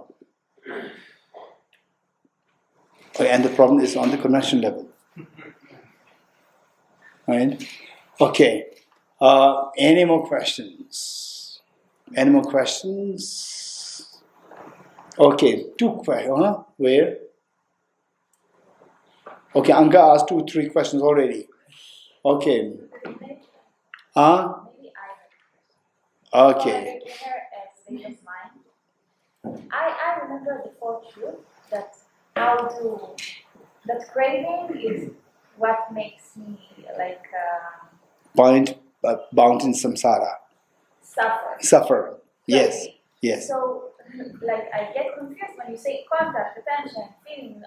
Like why I need all these. Oh, that's true. Craving. Like, Yes, craving. Yeah. I'm getting confused. Okay, tell me. Say, I have a craving for cheesecake, and this is creating all the problems. What would you advise me? Stop craving. No, to be aware that you are craving. Yes, I'm craving. Yes. Yes, and then So what's the problem? to see that you are craving. To see Okay, listen. This is very what- important. Some people they don't want a very complicated philosophy. Yeah. They want a very simple Dhamma practice. So with a simple Dhamma practice, what's the problem? I tell you. So let's say I have the craving issue. You tell me. I have a craving issue. Please, Sharon, tell me. My guru. Okay, that's too much. Okay, please tell me how to. If you have a craving issue, I think the first step is just to be aware of it. Yes, I'm aware. Yes. So therefore I came to you. Okay. If I'm not, I will not come to you. And so then you do meditation. Meditation. And then Okay, meditation on what? On awareness, you strengthen your muscle to be more and more aware. And then I'm very aware. And then when you are more aware, so Very you can aware see already. the options you have on the table. Yes. And then you can. Option cheesecake is the best. But in the fourth truth, I see that what makes me suffer is the craving. But I cannot stop it. Okay. I know it gives us suffering. I can't do it.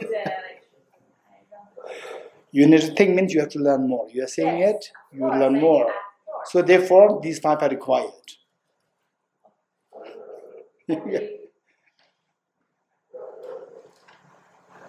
Okay, Scott. The antidote to attachment being impermanence, one of the object to the pleasure that you gain from the object. Okay, say it again. Antidote to attachment is? Attachment, craving, desire, chakra is impermanence. Meditation impermanence. Yes. Then? 1 of the object and 2 of the pleasure, the happiness that you think you're getting from the object. No, say it again. So give an example is cheesecake. Yeah, so cheesecake is... Craving for the cheesecake. Yeah, you're craving for the cheesecake that's creating suffering. The antidote is to meditate On the impermanence of cheesecake. Cheesecake and the pleasure of the cheesecake. So 1 of the object and 2 of the pleasure you get. There are many more. There are many more. Let's say cheesecake is impermanent. It will greatly quell you down. But what happens is with the cheesecake, pleasant feeling continues to arise. You see the impermanence of the pleasant feeling also. You getting it? Who is feeling the pleasant feeling? I. Think of the impermanence of I also. So there are many layers there. You getting it? Are you good? We stop here. Okay, you will. I'm a little confused. The previous question is okay to come back or just Okay, to come back. okay. So the first question was what does it mean? Subjectively things. Yeah. The question, the answer was everything projects in my mind. So everything existence is depending on my mind. Not everything. What you project is dependent on your mind. What I project. Yes, So, not others' projection. so not everything is subjective. Everything is subjective, not your subjective. So there is something that is other subjective. Yes. And this is not subjective. Yes, not your subjective. So there is like something that is your subjective. Yes. So by that meaning, everything subjective is not everything is my subjective. Yes, you're right. Everything is subjective by the subject. Yes. Very good. Okay. Your next question? Okay. Like this tool of like everything is not permanent, like the emptiness. Okay, not everything is impermanent. No, this is not like You said. I didn't. So like this tool about the emptiness, it can like cure us from feeling suffer, but it feels like me that it also make us don't happy. Okay? Why? Because if I die because I love someone, so I think is made out of particles or something like this. Okay, I'll tell you one thing. The first thing is, if you come to me, right? Hey, you will come, become monk. Cut off from dessert. Oh, life is so boring. I've mentioned this before. Life is so boring. No cheesecake, nothing. This is dharma. No. What do you want? First thing that I'll ask is, what do you want? You want a cup of tea? Have a cup of tea. No dharma required. You getting it? And you want my momos? Veg momos? I'll give you momos. Eat it and leave. What do you want? This is the question. You getting it? Don't force what you believe in on somebody else. Don't force that. Everybody has the right to achieve what they want. So what do you want? You want your girlfriend? Keep it. It's fine. What's wrong? Don't look at the atoms. Don't look at the atoms. Only when you start shedding tears. Listen. Only when you start shedding tears because of the girlfriend, right? Because of the pain. Oh, Geshe-la, I don't want the pain. This is creating pain, but my girlfriend. Then come to me. I'll tell you how to do that. Then I'll tell you the atoms. Till that point, don't think about atoms. Till that point, don't think about atoms. Chill out.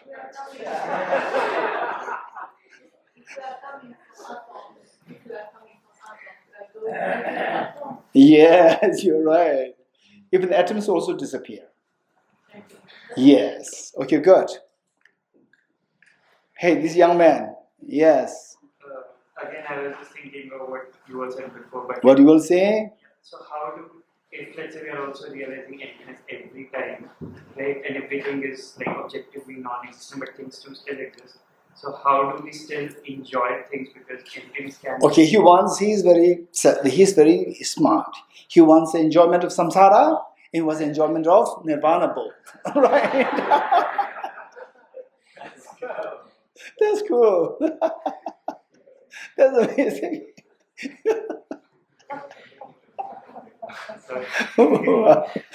That's amazing. I thought he's going to say this, and he exactly said it. Wow. He wants to enjoy samsara as well as nirvana. You're getting it? Okay. So I'll tell you one thing. Okay, don't worry. I'll tell you one thing.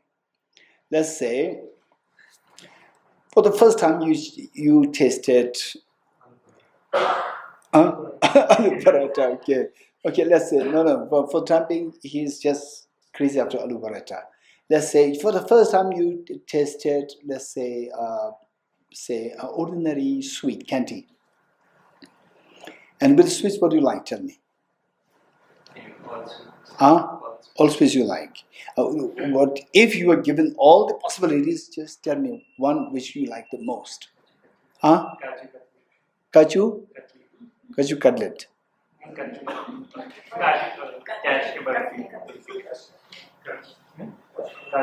Just say chocolate. Okay, is it chocolate? Okay, let's say. Okay, let's put it like this. okay, let's put it like this. Let's put it like this. You think that the samsaric joys and the nirvana joy, they are like, say, the joy of playing football and joy of having cheesecake. These two are very different, and you want both. You're getting it? This is what you think it is like. It's not like that. So there are two things. The joy of, say, somebody gives you, say, let's say today, somebody gives you, when you become a friend and gives you 10,000 rupees. You're happy, not happy? Don't show this expression. No, somebody who's very, with a pure heart. Because you're a student. You'll be very happy, 10,000, rupees, very, very happy. And then another person comes and gives you 100,000 rupees. You are happy, not happy? More happy. 10 times more happy. You getting it?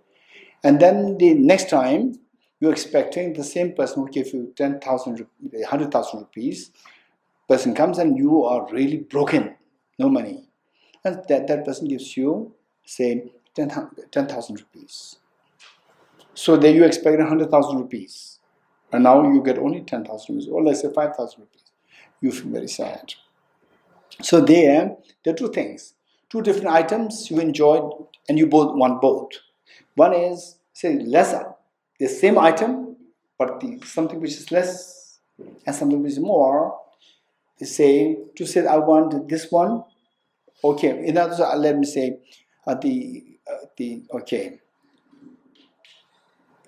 paratha, let's say amount of salt that you enjoy is, say, 2 grams. Paratha with 5 gram paratha, or 2 gram paratha, which do you prefer? Okay, not the 5 gram. You getting it? So, if you're very hungry and somebody gives you 5 gram or 10 gram salt content paratha, you'll be happy, not happy? You're very hungry. And then somebody comes with the 2 gram paratha, the salt content paratha, you like better? Not. You prefer that more. You're getting it? You prefer that more. So then when you get these two of the two, you will throw the one with the 10 gram. You pick up so samsara thing is the same happiness, not coming from samsara. You're getting it from paratha. No, it's coming from inside.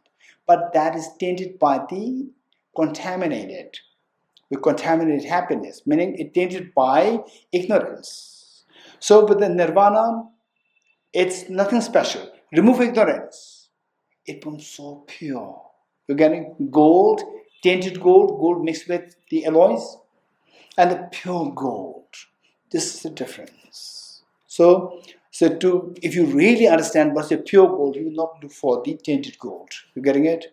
So if you really understand what is the nirvana, the bliss of nirvana, where the full energy is exposed, potential of joy is exposed fully, versus partial happiness. Samsaric is not from samsara.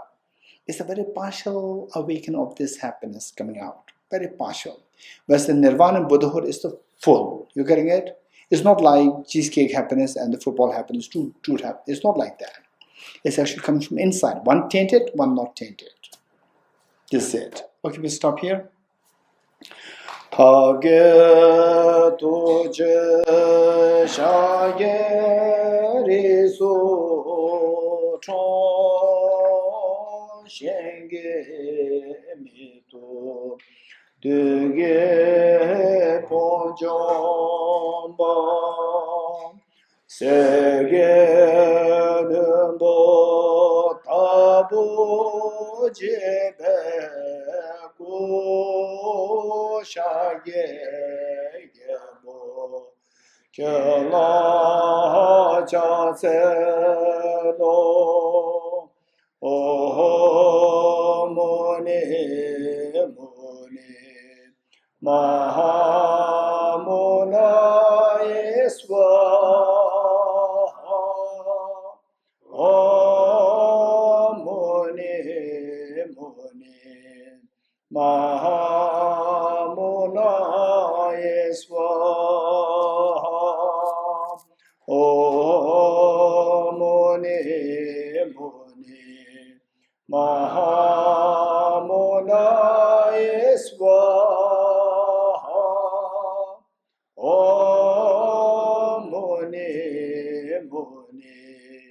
Mahāyāna